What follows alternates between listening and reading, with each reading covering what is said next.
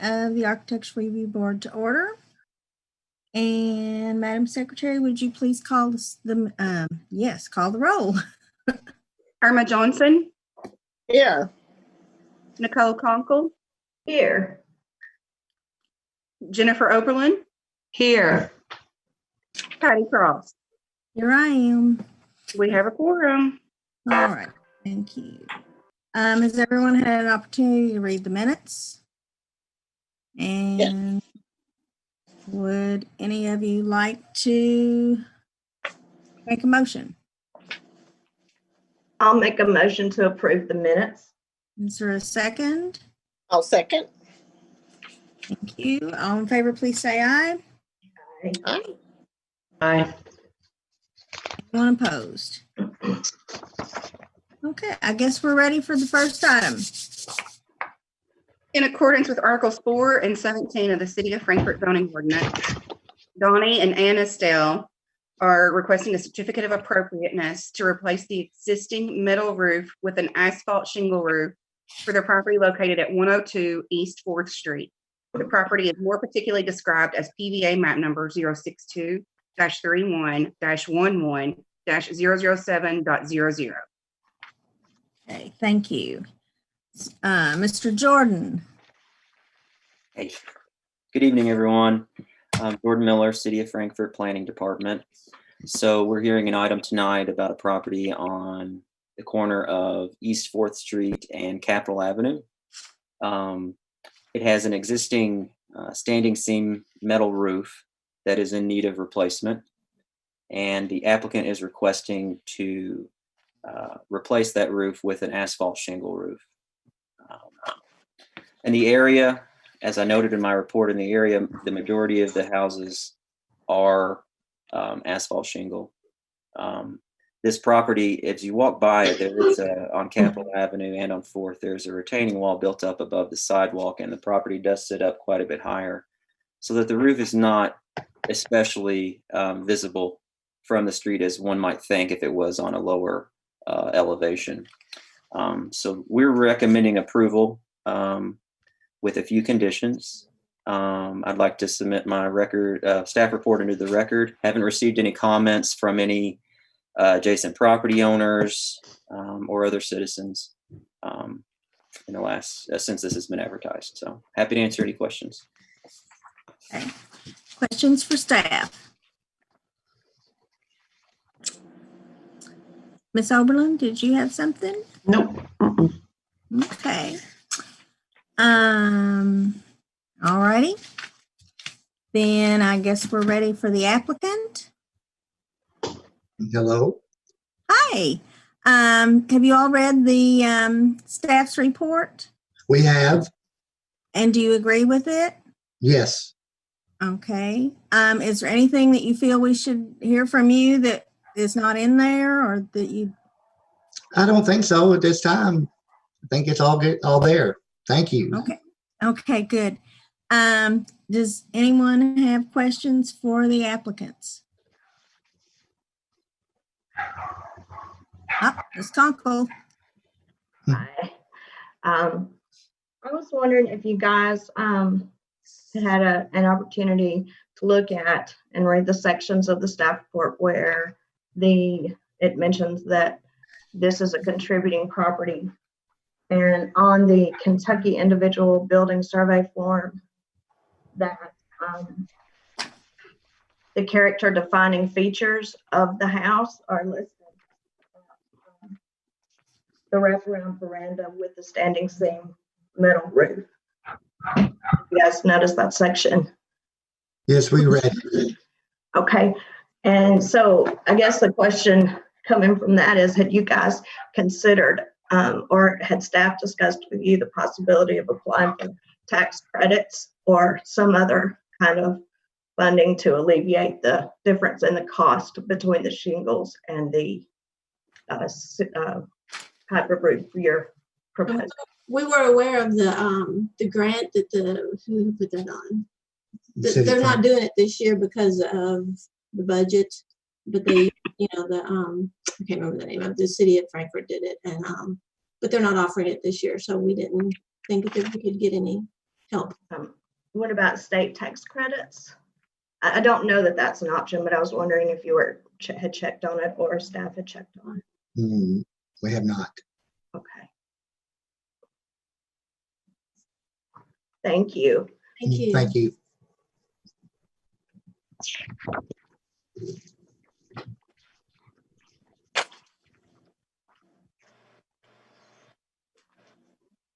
Irma, did you have a question? No. Okay. Your light came on. Oh, okay. Okay. Any other questions for the applicants?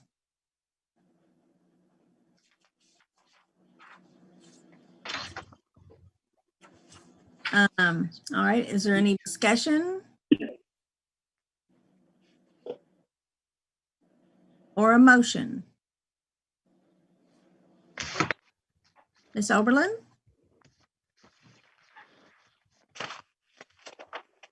I can make the motion. In accordance with Articles 4 and 17 of the City of Frankfort zoning ordinance, motion that we issue a certificate of appropriateness to replace the existing metal roof with an asphalt shingle roof for the property located at 102 East 4th Street with the recommendations and conditions listed by staff, which I would like to point out does include that any additional projects or modifications to this proposal shall require review by the ARB. Just more specifically, that the original roof shape shall be preserved. Yes. Okay. Is there a second? I'll second that. Thank you, Ms. Johnson. Madam Secretary, would you please call the roll? Ms. Conkle, I'm sorry, no. Ms. Oberlin, Yes. Ms. Johnson, Yes. Ms. Cross, Yes. motion carries 3-1. Okay. Thank you. Thank you. I just wanted to make a statement about Ms. Conkle's question, which was something I didn't think of, and that's a valid point, and I should have brought that up with the applicant. But the state historic preservation tax credit is for a minimum of 20% of the assessed value of a home. This project wouldn't qualify based upon that. Thank you. Okay. All right. So I'm assuming that staff will be with you and you'll get your permits and everything will roll forward. Thank you. Thank you. Thank you. Okay. And our next item. In accordance with Articles 4 and 17 of the City of Frankfort zoning ordinance, Joseph M. Fraley and DC and Marion Fraley are requesting a certificate of appropriateness to construct a driveway for the property located at 7 Lions Court. The property is more particularly described as PVA map number 062-14-04-022.00. Okay. All right, so this is a property that's located off of Still Street on Lions Court.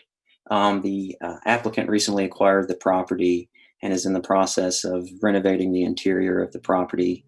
And I believe in the future they do want to do some exterior changes that will be keeping with the historic characteristics of the property, and hopefully that we can staff approve.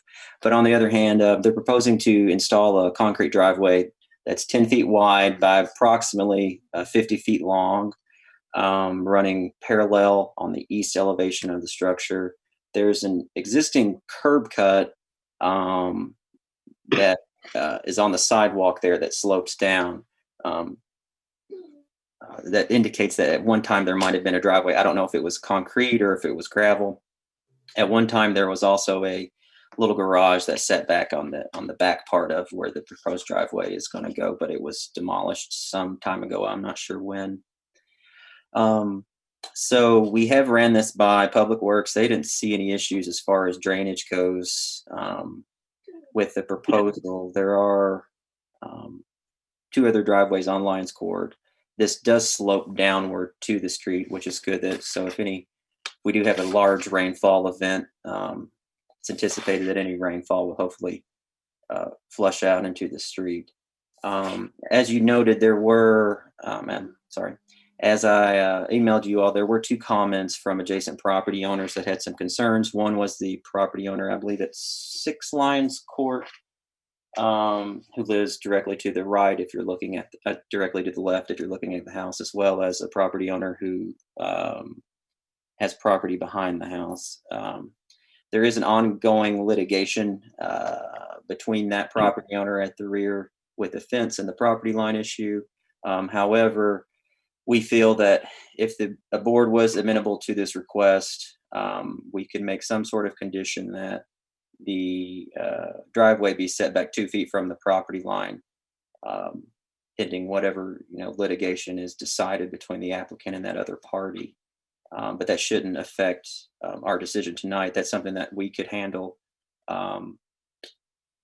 administratively before the issuance of a building permit. We'll certainly be keeping an eye on that and in mind whenever a building permit does come through our office. So we recommend approval with 3 conditions, and I'm happy to answer any questions. So are the conditions on this report that we got? Oh, Was there a Yes, certain reason? Two. But actually, right now it's open for the committee people to ask staff questions. But Okay. yeah, the recommendations are on page 2.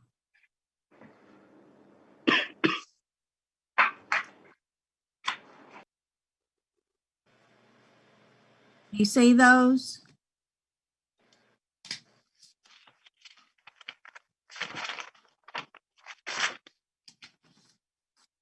Okay. Anyone on the board have questions for staff? Madam Chair, could I ask a question? Yes. Mr. Miller, is the proposed ending of the driveway currently within 2 feet of what appears to be the existing or disputed property line? it appears to be, yes. Have you discussed with the applicant, number one, that if the court determines the property line is not where he thinks it is, that he's going to have to remove however much of that driveway encroaches upon 2 feet within that line? Yes, sir. Before the meeting, I did talk with the applicant, and that may come. Okay. And he's aware that the court may determine what the property line is, and we have no jurisdiction over that whatsoever. Yes, sir. Okay. Thank you. No further questions, Madam Chair. Okay. Thank you, Mr. Logan. Very helpful. Any other questions from the board? Ms. Conkle? Mr. Miller, just very quickly for my own visual clarification, please. The photograph on page 7. Is this basically where the former driveway, where this gravel is the equivalent of where the new driveway is proposed? Yeah, here, let me share my screen with you real quickly. I'll pull that picture up. Thank you. No problem.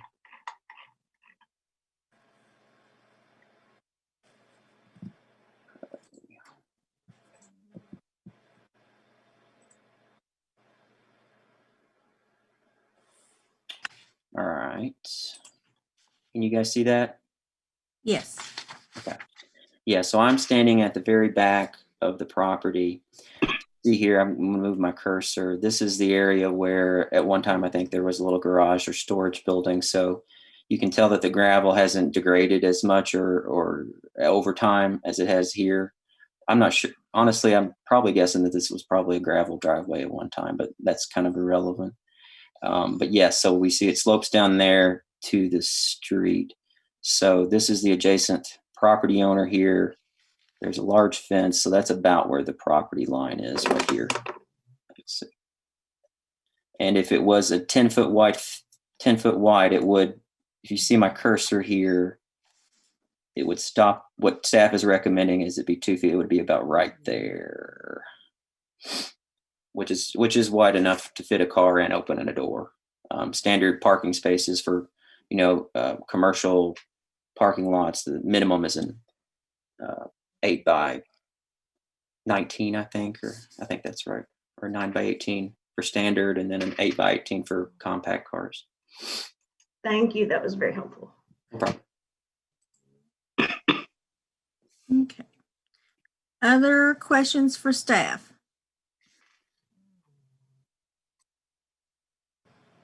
Okay. Now, Mr. Fraley, unmute, please. There we go. Okay, so you all have had the staff's report. Have you read the recommendations and stuff? Yes, ma'am. And are you okay with those? Well, I have just a little question. Sure. On the 2 feet off the property line, how did they derive that we have a 2 feet off the property line? That's all I need to know. Staffy?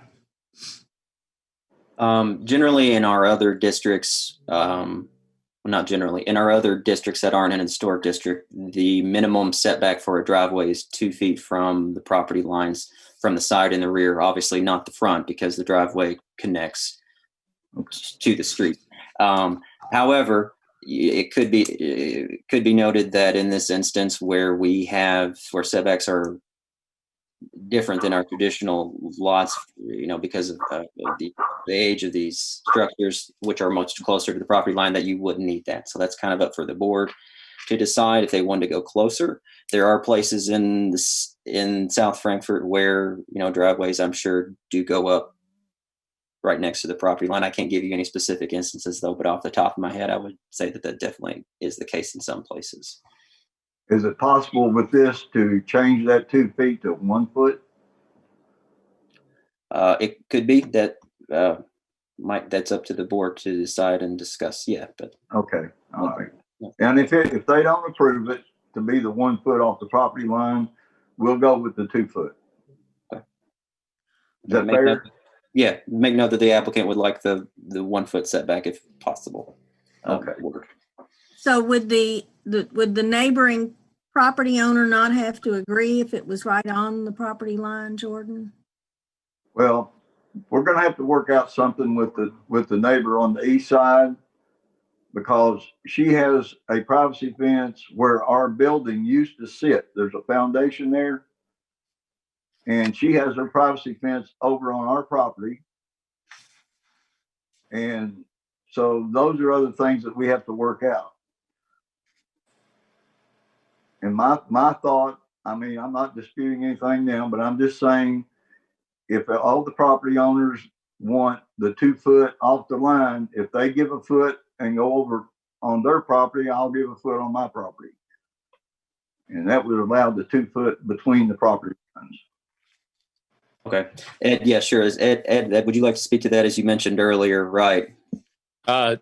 Madam Chair, Yes, can sir. they build up to the property line? That's for us to decide. Generally, we require a 2 foot setback. If the board feels that a 1 foot is appropriate and has a basis for that because of other developments in that area, you can do it. But building right up to the property line, he certainly can. But if that property line is decided by the court to be 6 inches closer to him or a foot closer to him, then he's encroached on the other property, and that would require removal or damages. We don't set that, the court would. Okay, thank you. Okay, okay, I've lost my applicants. Oh, there they are. All right, so is there anything else you would like the board to know before they have the opportunity to ask you questions? Mr. Miller. I'm going to share my screen again here just to show you. Here's an instance where on the adjacent property, you can see that the driveway goes right up to the applicant in question. Okay, so this is the adjacent property here. If you see my cursor, Mm-hmm. and their driveway is definitely, I mean, these lines aren't 100% accurate, but here in this case, I would say they're within a foot. So you can tell that this line here, this driveway is within a foot, I'd say, Okay. of the applicant.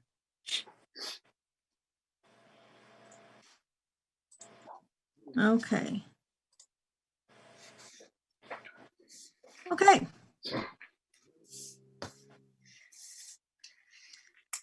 All right. Are there any questions for the applicants then? I have a question. Ms. Johnson?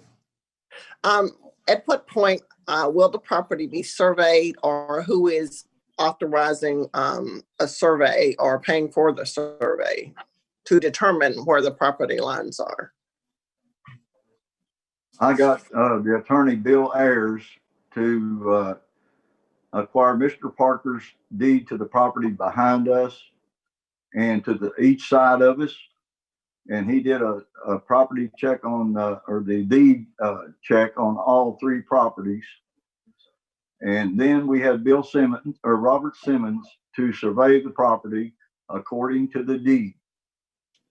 And that's where the property line behind the house has a dispute with Mr. Parker. Okay.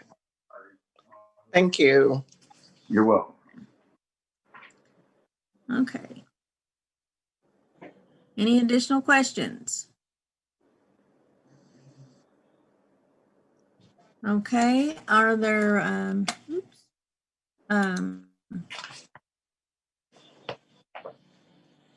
no, is there an additional discussion? Or a motion? I'm happy to make a motion, but I would like to add a contingency like we did on an application last month to caveat that our finding would be contingent upon any the findings of any pending legal actions, as Mr. Logan has brought up this evening. Okay. Is there a second? I'll second that. Thank you, Ms. Johnson. Madam Secretary, please call the roll. Ms. Conkle, Yes. Ms. Oberlin, Yes. Ms. Johnson, Yes. Ms. Cross, Yes. motion carries. Okay, I'm sure staff will be in touch with the applicant to get everything. Madam Chair, can I ask for just a little bit of clarification from Ms. Conkle? Surely. Is Ms. Conkle's motion including the 2-foot setback from the property line or the 1 foot as requested by the Fraleys? Yes, I kind of skipped the first part of that motion, but yes, the 2 foot, not the 1 foot. Thank you. Thank you. Okay. There we go. Thank you.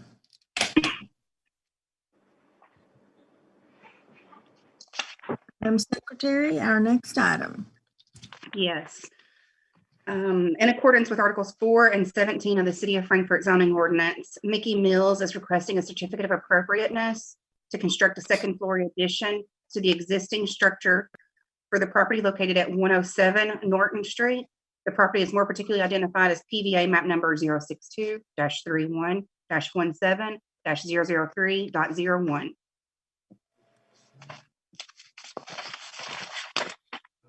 All right, 107 Norton Street. So this is kind of a unique property that we've heard compared to some of the others we heard in the last few years, and that it is located within our local historic district, but not in the national district. So the applicant is proposing to construct a 48 by 48 second story addition on the existing warehouse. The existing warehouse is about 48.5 feet wide by 129 feet deep.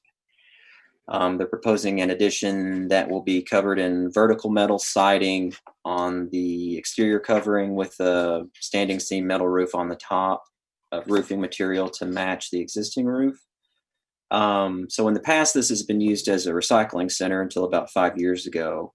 And the owner applicant would like to construct this, he's calling it a townhouse, construct this townhouse to where they can reside. He currently lives in Georgetown, I believe, or Stamping Ground. And so they would like to move back here and be closer to the river and have some recreation there by the river. I believe they do some boating activities. But as I mentioned, it's not located in the National Historic District. Ms. Conkle did send me an email today inquiring about whether this had been individually surveyed. And I couldn't find anything in our records. I did email the Heritage Council today, but I haven't heard back from them. I did kind of, have a late, give them not much time to get back to me because I did just email them this afternoon. But from what I could find, it hasn't been individually surveyed before, but I can't say that for a fact. Notable characteristics of this structure would be, I would say, the windows. Currently, the windows are boarded up, but they still exist behind the plywood boarding that is currently existing. So they want to take those down, restore those. And another characteristic I say that's definitely defining of this is the stepped parapet wall that's on the front facade. Now, this won't be removed. However, you could argue that it's, the way that looks, it will be altered slightly by having an addition on the second story whose roof peak will be about 10 feet above the topmost part of that parapet wall. They would also like to remove the existing non-historic roll-up doors on the side and the front and install 2 carriage doors where they'll have a recessed entry where they can go up to the townhouse. And yeah, I think I'll open it up for questions. I'd like to submit my report into the record, and I haven't had any comments from anyone, adjacent property owners or the like, since this has been advertised. So, Okay. Mr. Logan, did you have something? Yeah, I wanted to ask Jordan, is this building a building that was formerly owned by the city that was down there? I'm not sure, but I could check really quickly here in a second and get back with you on that. I'll look on PPA. Oh, thank you. Okay. Questions for staff?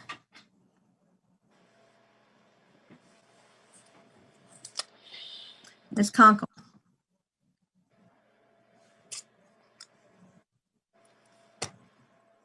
You're muted. Sorry, I wasn't getting my mouse to work. I have 2, please. Or would you prefer I wait until you're finished looking that up? Now you're muted, Jordan. I'm going to look this up for Ed right now. I'm just about got it.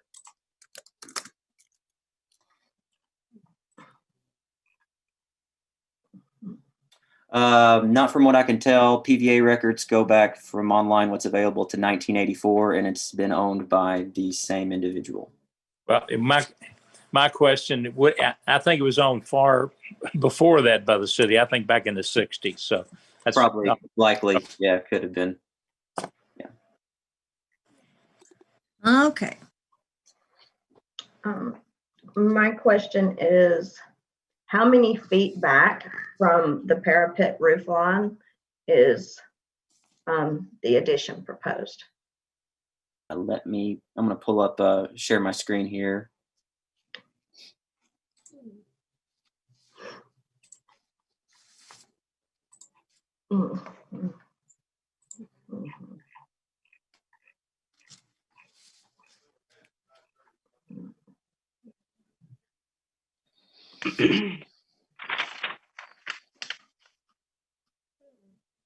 Okay, so it would appear that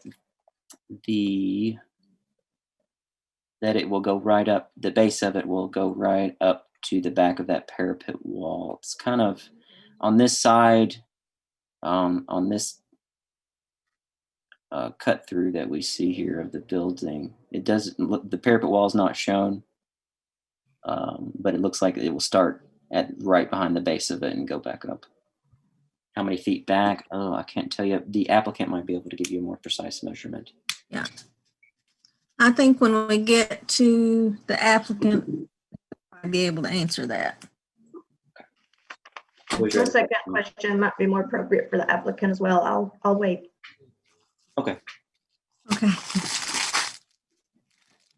So I did just want to confirm something with Jordan. Sure. The windows that are currently boarded up and they've been evaluated to make sure that they can be reused and by the applicant. Do we know that? Yeah, so I met on site with the applicant and the property owner, and they are behind those existing boarded up plywood, and they want. I think they're in pretty good shape relatively.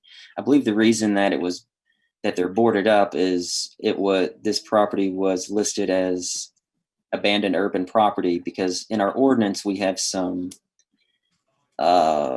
stipulations for that may qualify a property as abandoned, such as lack of utilities for a certain amount of years, or et cetera. So I'm thinking that's what it was.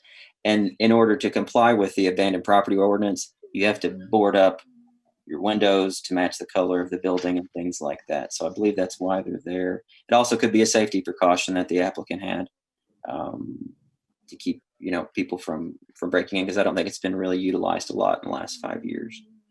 But yes, they want to restore. He intends to restore them. They are metal windows, and they are. If you look on page 6 of your report, you can see one that's not boarded up, but it's kind of hard to tell because there's a chain link fence there in the front. But I believe there are several panes. I believe they might be 6 over 6s, and there are several panes, maybe even up to 15. But they're kind of unique and interesting. But yeah, they do intend to keep those for sure. And so then I guess, I don't know if this question is for Ed or other members of the board, but do we want to ensure the recommendation and conditions include language about the windows? Just when I read the proposal and then those, I don't really get that. Just a thought. Okay. Ms. Oberlin, I'm always for more clarification rather than less. So in my opinion, we should include it. Okay. Excellent. Okay. Other questions for staff? Jordan? Yes. Yeah, Josh, go ahead. No, Sorry, go ahead. No, go ahead, Irma. My question was simple. This property is right adjacent to Dolly Graham Park. Am I right? Yes, ma'am. That's correct. Okay. And it's is it going to be used as a commercial building and then have a townhouse attached in the back? Is that the way it's set up? I believe the intended use is to reside on the second floor and then just have the first floor as storage for whatever the applicant owner's personal, effects or property, not for a commercial use. Okay. Okay. Jordan, is this in the floodplain? Yes, sir, it is. It is in the floodplain. However, the proposed area that's going to be constructed on the second floor does not, it's in the floodplain, but it's not in the floodway. Let me pull up, this would be easier if I could show you here. Okay.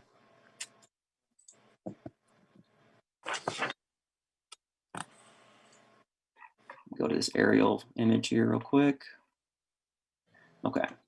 So the floodway runs, if you can see my cursor, about right here, about through half of the building, not quite half. So that's the floodway. Everything up here is in the floodplain. So of course, this will have to meet flood regulations, and a stream construction permit is going to be required before any building permit could be issued by our department, which the stream construction permit Division of Water would look at that.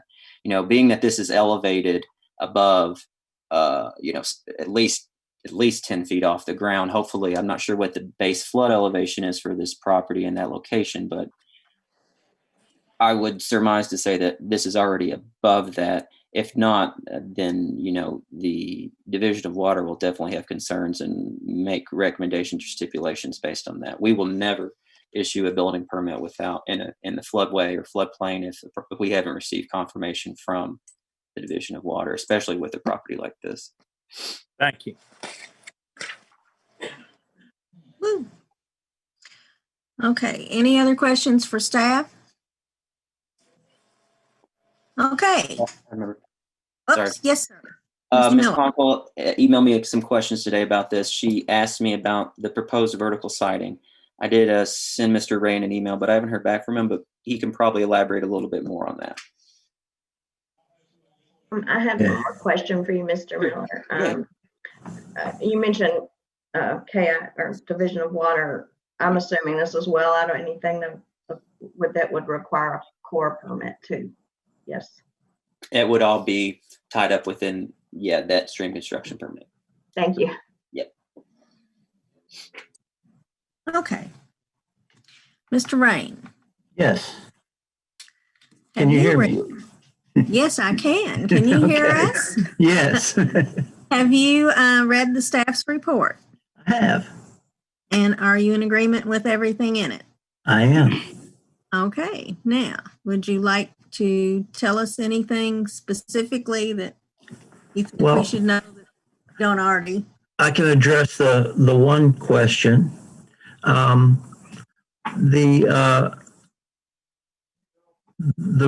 roof, if Jordan, could you bring up the front elevation?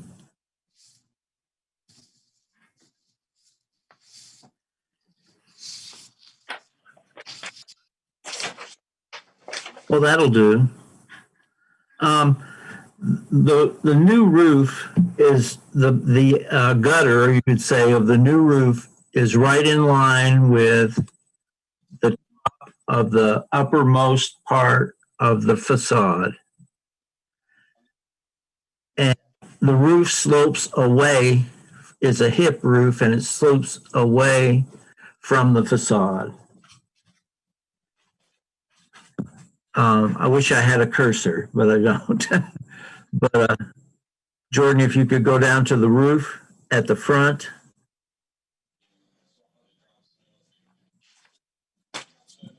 Yes, that piece of roof slopes away from the facade. So the building will be no taller than the existing facade. And the roof slopes away in all four directions. If that answers a question someone had. Very good. So, Mr. Rain, if I could clarify, the proposed roof will not project above the existing parapet wall. Is that correct? The edge of the roof will not. The gutter, you might say. Okay. At the top will. And then the roof slopes away, up and away from that line. Okay, I understand. Yeah.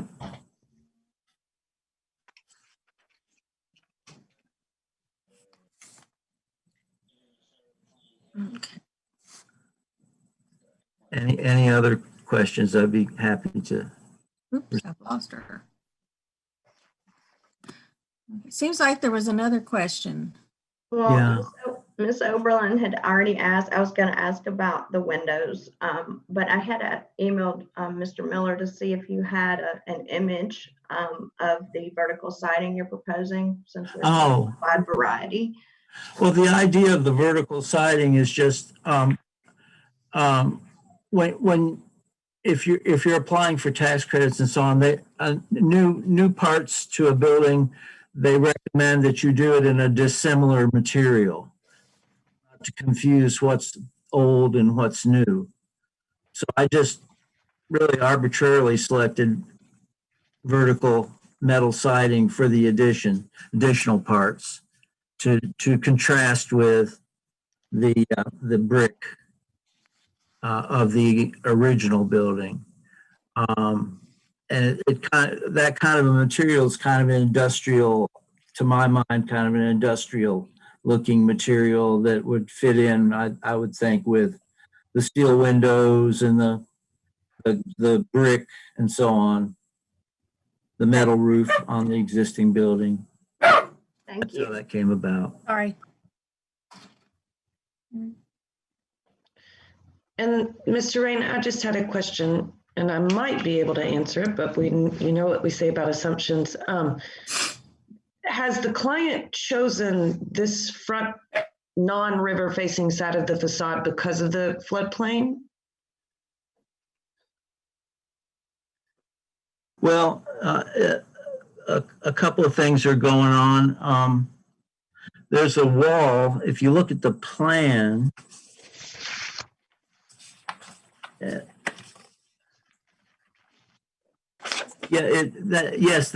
part is out of it is the furthest away from the river. Furthest away from the river. And you can see in this photograph, there's a wall there. There's a front part to this building and a rear part, and there's a step. You can see some steps if you look real close, just to the left of center. You see a set of steps, yes, that lead up to the front part, which is at a higher elevation because the land is sloping down towards the river. So we're talking about an elevator and a stair this side of that wall, and then the apartment, it's the townhouse itself, starts at that wall and goes to the front, and it's about the size he needs, and it has the windows. It has a window, existing window, and then the new windows and the porches all overlooking the park. So it's the better view. It's south. It just makes more sense to do it there.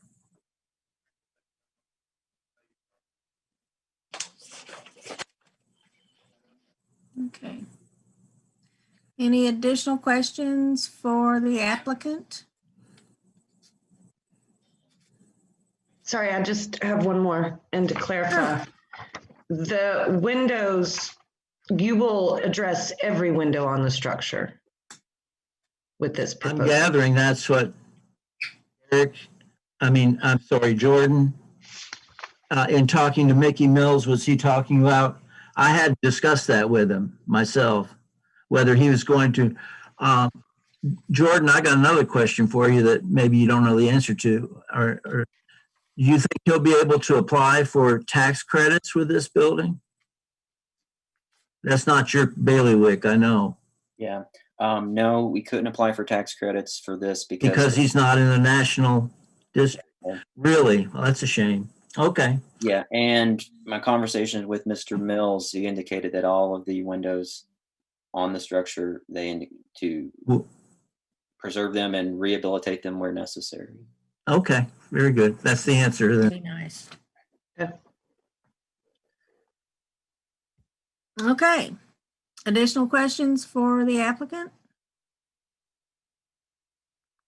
If not, do we have any discussion, or does someone want to make a motion? I'd like to make a motion. Okie dokie.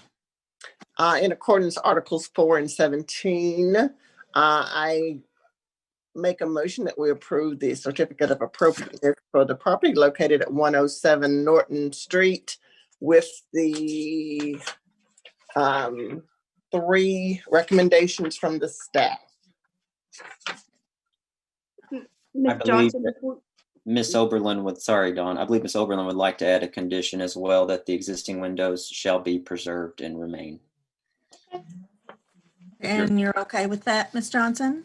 I am. Okay. Do we have a second? I'll second. That's Jennifer Oberlin. Thank you, Ms. Oberlin. Okay, Madam Secretary, let's call the roll. Ms. Conkle, Yes. Ms. Oberlin, Yes, sorry.